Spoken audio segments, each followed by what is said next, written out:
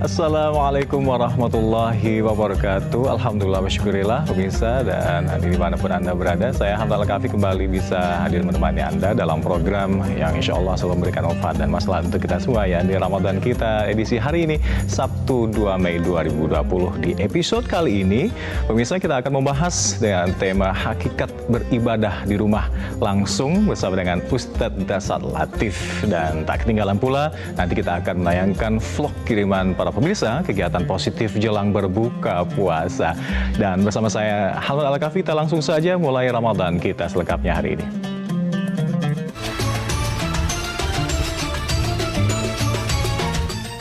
Pemandangan masjid-masjid yang biasanya semarak dengan beragam kegiatan ibadah selama bulan suci Ramadan tidak dijumpai lagi di bulan Ramadan kali ini. Pemerintah dan juga Umarah memang menghimbau masyarakat untuk beribadah di rumah saja agar wabah COVID-19 ini tidak kian menyebar.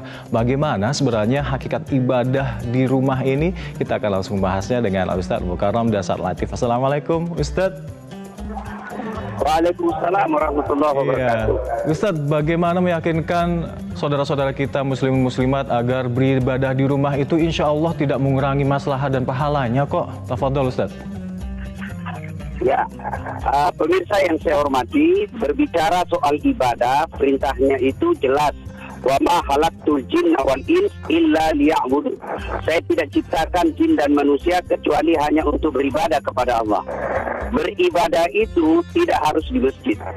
Menyembah Allah itu tidak harus di rumah ibadah. Boleh dilakukan di mana saja.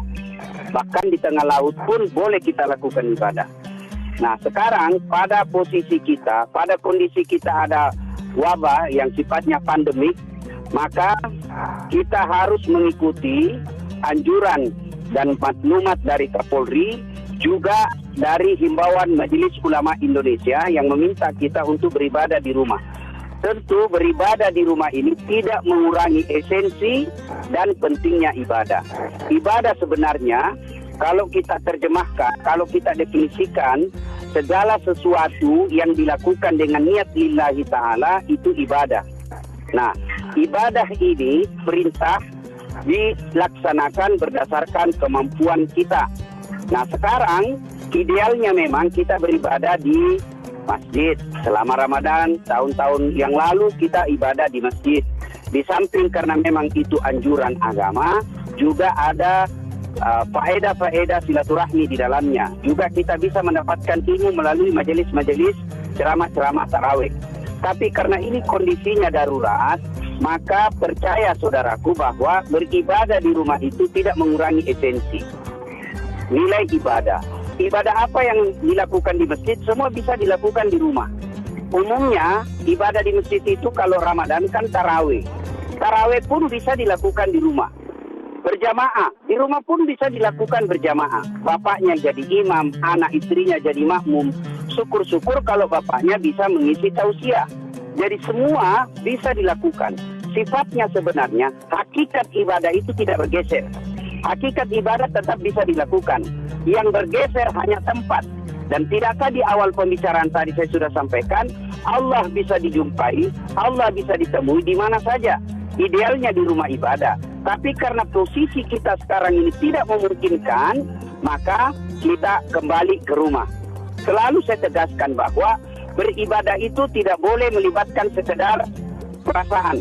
Saya ulang, ibadah itu tidak bisa melibatkan sekedar perasaan saja.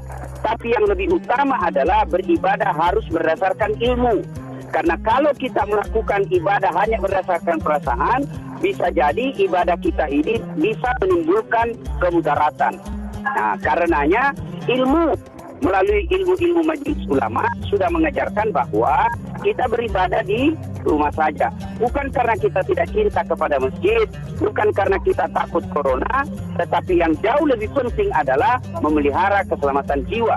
Karena ternyata data dan fakta menunjukkan bahwa beribadah di masjid itu bisa menurunkan penyebaran. Nah, kita lihat ada beberapa kasus yang teringat di Sulawesi Selatan, ada satu kabupaten yang masyarakatnya ngotot sampai lompat pagar masuk ke masjid, meskipun sudah dilarang sama aparat. Resikonya apa? Ternyata dari masjid itu satu orang teridentifikasi positif. akhirnya satu masjid yang datang semua di situ harus isolasi diri. Dan syukur-syukur kalau tidak tertular. Kalau dia tertular, maka orang yang datang dari masjid itu dia membawa penyakit ke keluarganya. Bukankah ini menjadi bahaya buat kita dalam ibadah? Baik Ustadz, kita akan kembali membahas bagaimana nanti akan saya tanyakan tadi yang sudah disinggung oleh Ustadz adalah menjaga jiwa, menyelamatkan jiwa atau hifdzunas. Kita akan bahas lebih lanjut. Pemirsa tetaplah bersama kami di Ramadan kita. Dalam Mukaram Dasar Latif terkait dengan bagaimana hikmah ibadah atau hakikat ibadah di rumah saja. Ustadz tadi sudah disinggung bagaimana kita hifdzunas, beribadah di rumah sebagai upaya penyelamatan jiwa. Bagaimana meletakkan hukum penyelamatan jiwa ini dibandingkan dengan anjuran ibadah lainnya? Ya, pemirsa yang saya hormati, dalam agama Allah menurunkan hukum-hukum Islam itu yang disebut syariah.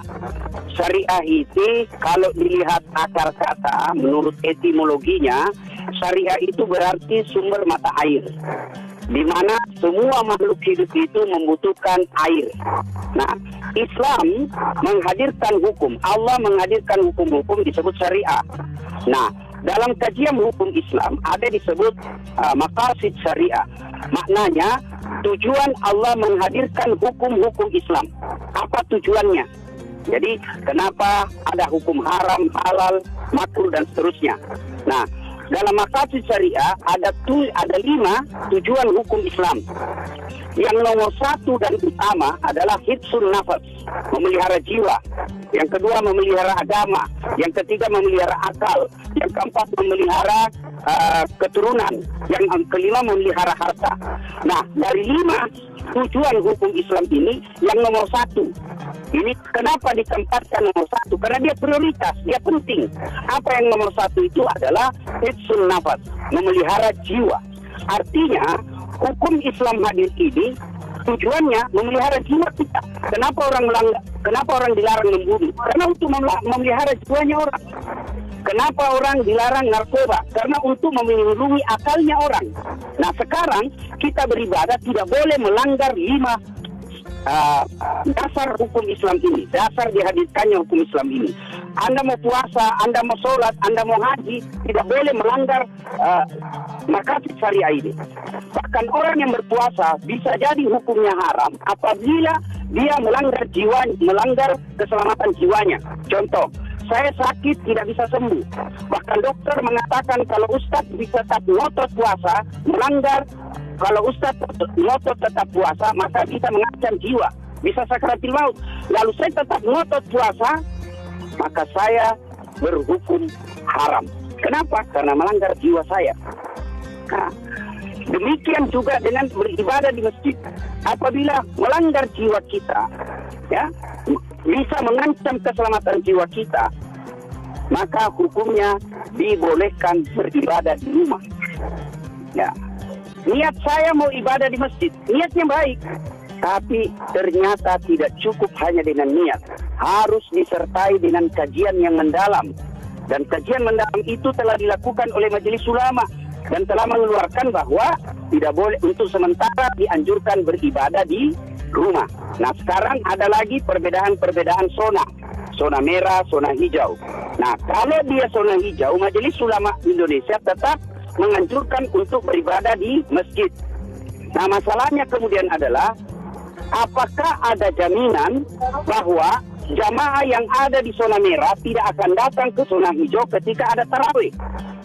Yang kita khawatirkan ada jamaah yang datang dari zona merah datang ke zona hijau, lalu zona merah ini, jamaah yang dari zona merah ini yang tadinya di masjid ini semua sehat, karena ada datang satu orang membawa virus, maka satu masjid bisa tertular. Inilah yang disebut tindakan preventif, menghindari. Ya, dalam hukum Islam lagi, dalam prinsip syariah hukum Islam, beribadah di masjid ada faedah. Tapi ternyata kita takutkan ada mudarat di dalamnya, yaitu ada virus. Maka ketika bertemu antara faedah dengan mudarat, maka syariah Islam mengajarkan hilangkan faedahnya,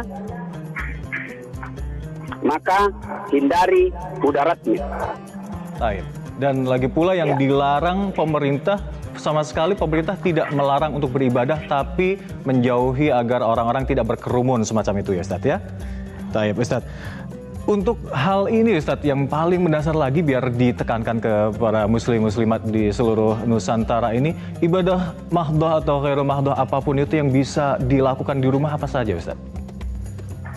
Ya, boleh mengaji, boleh sholat lail, sholat tengah malam, tahajud misalnya, atau taraweh. Ya, ini kalau sholat. Lalu apa lagi? Boleh zikir. Ya, zikir. Boleh dengan bersalawat kepada Rasulullah Muhammad SAW, memperbanyak salawat. Ya, kita di rumah saja nunggu, misalnya nunggu Isya selesai buka puasa. Nah, boleh kita salat taubat 2 rakaat salam, 2 rakaat salam, 2 rakaat salam. Ternyata masih ada luang waktu, kita nunggu Isya dengan bersalawat kepada Nabi. Ya Nabi, salam alaika, ya Rasul, salam alaika. Atau beristighfar. Nashhadu Allah ilaha illallah wa nastaghfirullah. Nas'aluka ridaka wal jannah wa na'udzu bika min sakhatika wan nar. Pada intinya, ibadah boleh dilakukan di rumah. Bahkan ada ibadah-ibadah khusus yang lebih utama di rumah. Sholat sunnah, Rasulullah selalu melakukan sholat sunnah di rumah beliau. Bahkan kalau kita pelajari sejarah taraweh, Nabi 1, 2, 3 malam Ramadan awal taraweh beliau di masjid 1, 2, 3. Setelah makin hari dilihat makin ramai orang yang datang, beliau cinta kepada umatnya, beliau takut nanti tak wajib, akhirnya beliau sholat di rumah. Nanti setelah Umar bin Khattab menjadi khalifah, dilihat ada sholat tarawih di sudut kanan, ada sholat tarawih di sudut kiri, maka Khalifah Umar bin Khattab mengambil kesimpulan, mari daripada kau sholat masing-masing, mari kita sholat berjamaah. Itulah sejarahnya tarawih. Maka ibadah boleh dilakukan di rumah. Percaya saudaraku, apabila niat Anda beribadah di rumah karena ingin menyelamatkan jiwa umat manusia, buka Al-Maidah, menyelamatkan 1 jiwa manusia sama dengan menyelamatkan seluruh manusia yang ada di dunia. Baik, Ustadz, syukran jazilan telah bergabung bersama kami. Semoga pemirsa muslim-muslimat dimanapun Anda berada bisa mendapatkan poin intinya, yakni beribadah di rumah sama sekali tidak mengurangi maslahat dan pahala ibadah. Syukran jazilan. Assalamualaikum Ustadz.